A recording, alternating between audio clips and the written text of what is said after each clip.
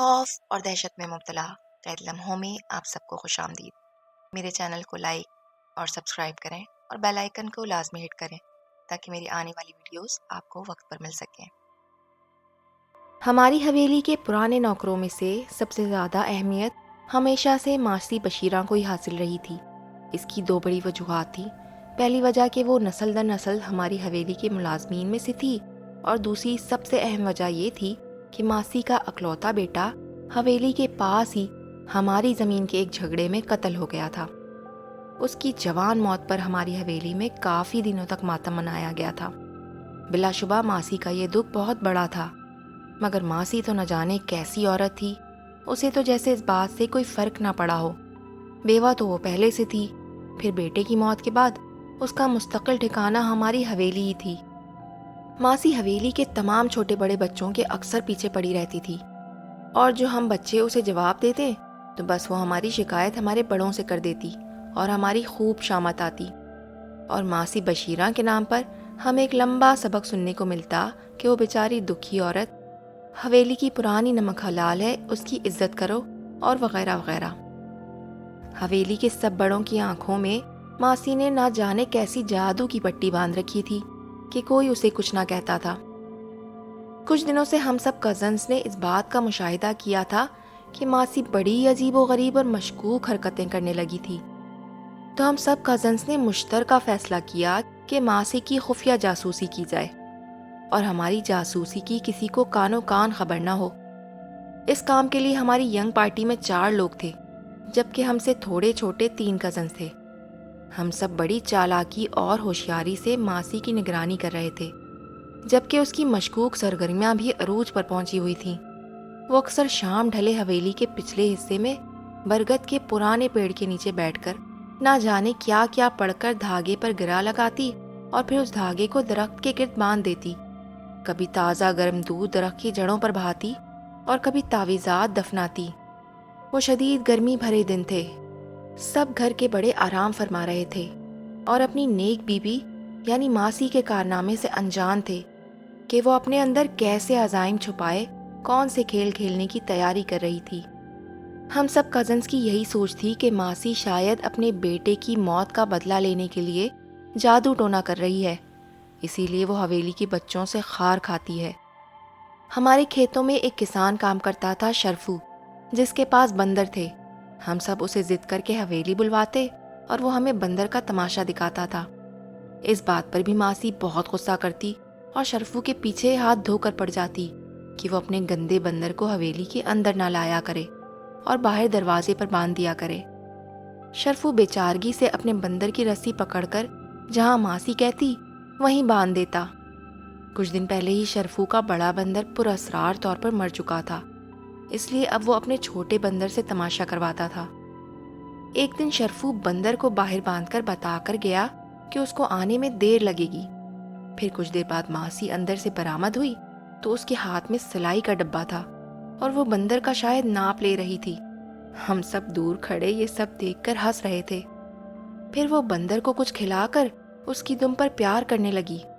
اتنے میں ہمارے ایک دوسرے ملازم نے ماسی کو چھیڑتے ہوئے کہا، خیریت ہے ماسی، آج اس بندر پر بڑا پیار آ رہا ہے، آج یہ گندا نہیں لگ رہا۔ اس بات پر ماسی آگ بگولا ہو گئی اور اسے خوب گالیاں دینے لگی۔ ہم سب ہونک بنے اسے دیکھ رہے تھے کہ وہ تو لگتا ہے بالکل ہی پاگل ہو گئی۔ خیر پھر ہم سب آرام کرنے چلے گئے۔ شام میں شرفو واپس آیا تو پتا چلا اس کا بندر غائب ہے۔ اس نے بندر کو ہر جگہ تلاش کیا مگر ناکام رہا۔ بیچارہ تھک ہار کر رونی شکل بنا کے حویلی سے چلا گیا۔ حویلی کے سبھی لوگ پریشان تھے سوائے ماسی کے۔ اس کے چہرے پر تو جیسے خوشی کی لہریں آتی دکھائی دے رہی تھی۔ پھر 2 دن بعد دوپہر کے وقت ماسی کی جاسوسی کرتے ہمیں پتا چلا کہ وہ حویلی کی دوسری منزل پر گئی ہے۔ ہم بھی خاموشی سے اس کے پیچھے دوسری منزل پر بنے آخری اسٹور نما کمرے کے سامنے پہنچ گئے۔ ہم 3 کزنز نے باری باری کھڑکی میں بنے ایک سوراخ سے اندر جھانک کر دیکھا۔ اندر بہت سارا سامان بکھرا پڑا تھا اور ماسی کوئی چیز چھرے کی مدد سے کاٹ رہی تھی، جس سے بہت زور زور سے کھچر کھچر کی آواز آ رہی تھی۔ جو چیز وہ کاٹ رہی تھی وہ نظر نہ آ سکی، اتنے میں ماسی نے سر اٹھا کر ادھر ادھر دیکھنا شروع کر دیا، جیسے اسے کسی کی موجودگی کا احساس ہوا ہو۔ ہم آہستگی سے کھڑکی سے ہٹ گئے اور دبے قدموں نیچے اتر آئے۔ ہم تینوں کو احساس ہو گیا کہ ماسی ضرور جادو ٹونے اور کالے پیلے علم میں لگی پڑی ہے۔ اگلے دن شام کو ٹھنڈی ہوا کھانے ہم سب کزن چھت پر پہنچے۔ ابھی تھوڑی دیر ہوئی تھی کہ ہماری 2 کزن صبا اور فرین نے زور سے چلا کر ہم سب کو چھت کی دیوار کی طرف آنے کہا۔ وہ دونوں چھت کی جس دیوار سے لٹک کر نیچے کی جانب دیکھ رہی تھی، اس دیوار کے ساتھ پچھلے صحن کی دیوار ملی ہوئی تھی اور صحن صاف دکھ رہا تھا۔ ہم نے بھی جب وہاں سے جھانک کر نیچے دیکھا تو ہماری آنکھیں پھٹی کی پھٹی رہ گئیں، کیونکہ اس کھنڈر زدہ صحن میں ایک پرانا ٹوٹا ہوا تندور تھا جو کافی عرصے سے خراب ہو کر بند پڑا تھا۔ اس تندور میں شرفو کا وہی بد نصیب بندر مردہ حالت میں پڑا تھا۔ ہم نے نیچے جا کر قریب سے دیکھا تو مزید خوف زدہ ہو گئے، کیونکہ کسی نے بڑی بے رحمی سے بندر کی دم کاٹ کر اسے ہلاک کیا تھا۔ گھر کے بڑوں تک بھی یہ بات پہنچی، مگر کوئی سراغ نہ ملا کہ یہ کس کا کارنامہ تھا۔ سب ملازموں کو ہدایت کی گئی کہ شرفو کو نہ بتایا جائے، ورنہ وہ غمزدہ ہو جائے گا۔ مگر ہم ینگ جاسوس پارٹی کو اندازہ ہو گیا تھا کہ اس کے پیچھے کون ہو سکتا ہے، اور ہم نے یہ طے کر لیا تھا کہ جلد سے جلد اس ماسی کا راز فاش کر کے دم لیں گے۔ اس لیے ہم نے اپنی جاسوسی تیز کرنے کا ارادہ کیا۔ گرمی بھرے دن اپنے جوبن پر تھے۔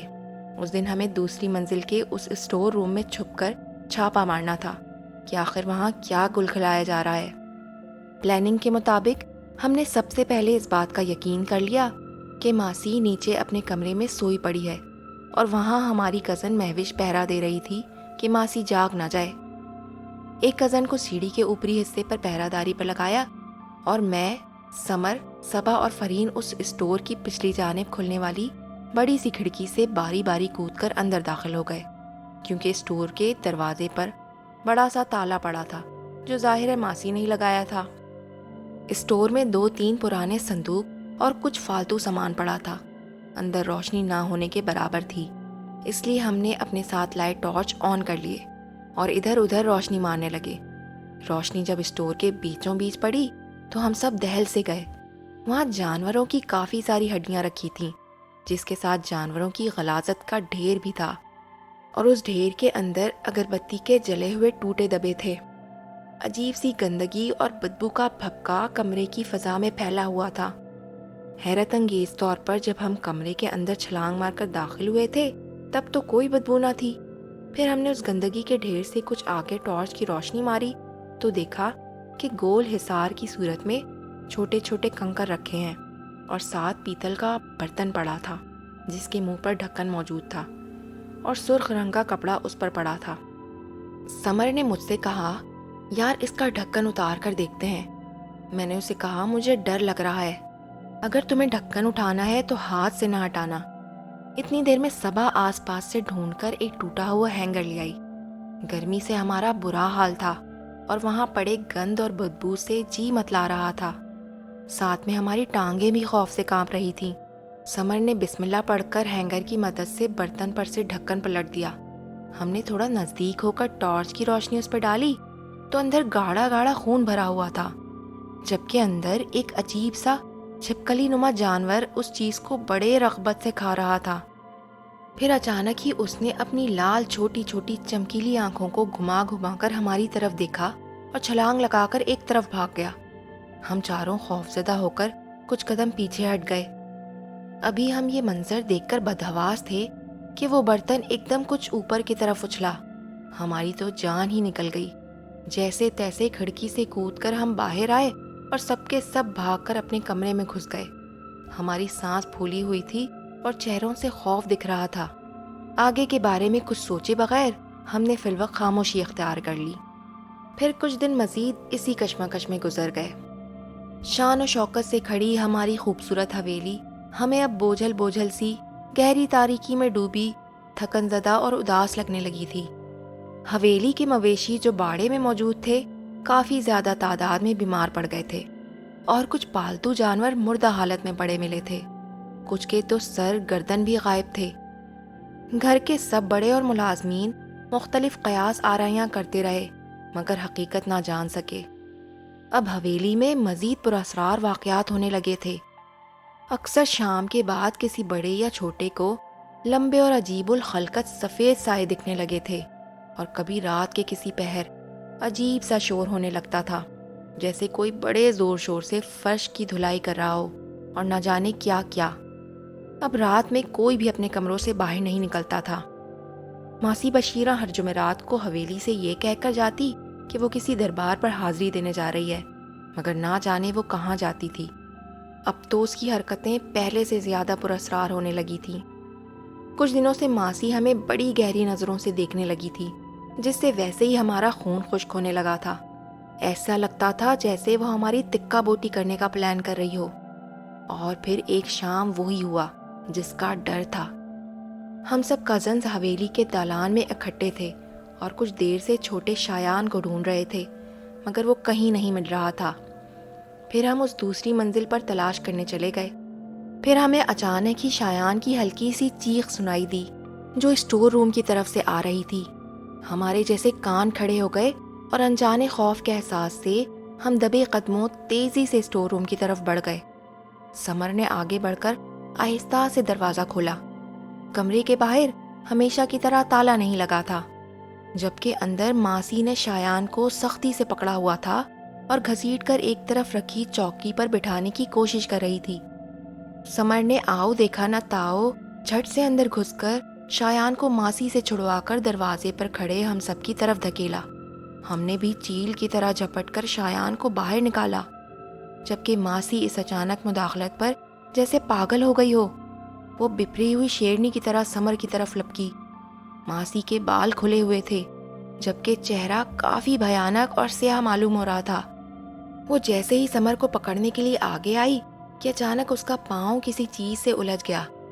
بس اس موقع سے فائدہ اٹھا کر سمر نے اس کو زور سے دھکا دیا اور باہر آ کر کنڈی لگا دی۔ اتنا ہی نہیں بلکہ ہم سب کے کہنے پر اس نے باہر کنڈی پہ تالا بھی لگا دیا۔ اندر سے بڑی بھیانک اور زوردار آواز آئی تھی۔ ماسی شاید ان مٹی کے ہانڈیوں پر گر گئی تھی جن پر وہ کوئی گندا عمل کر رہی تھی۔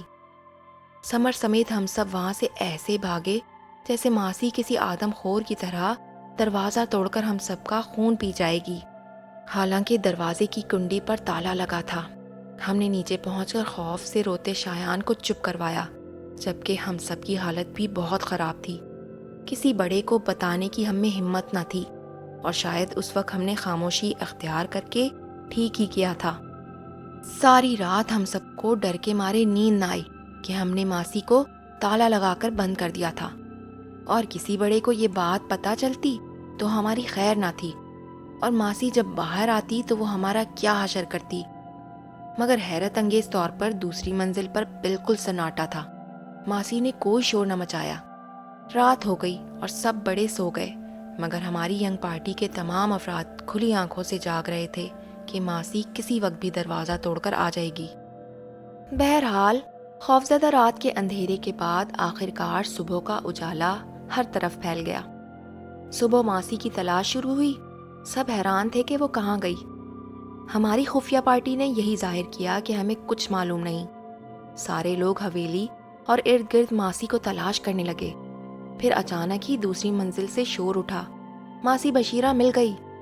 یہ سنتے ہی ہم سب کے پسینے چھوٹ گئے کہ ہماری اب خیر نہیں، کیونکہ ہماری سچی باتوں پر کسی نے یقین نہیں کرنا اور سب ماسی کا ہی یقین کریں گے۔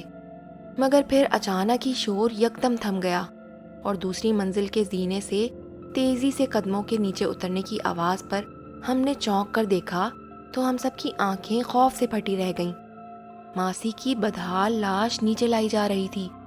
سب حیرت اور صدمے سے ماسی کی لاش کو دیکھ رہے تھے۔ اس کی لاش عجیب سی حالت میں تھی، بکھرے بال، سیاہ چہرہ، ہونٹوں پر لہو جمع ہوا، جبکہ مٹھیوں میں کئی تعویذات دبے ہوئے تھے۔